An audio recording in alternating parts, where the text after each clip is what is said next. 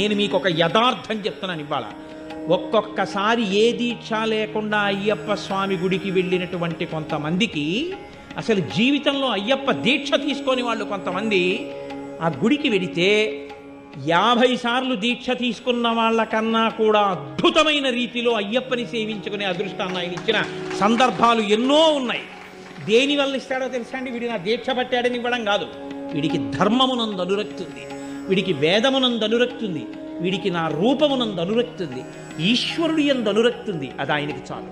నీవు విష్ణు భక్తుడవైనా అయ్యప్ప భక్తుడవే, శివభక్తుడవైనా అయ్యప్ప భక్తుడవే, శాక్తేయుడవైనా అయ్యప్ప భక్తుడవే. నువ్వు ఏ రూపాన్ని భక్తితో కొలిచి వేదాన్ని నమ్మి జీవించినా నువ్వు అయ్యప్పని చేరుకోగలవు. అది ఆయన గొప్పతనం.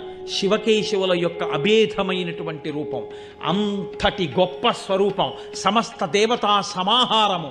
అటువంటి మహాపురుషుణ్ణి సేవించడానికి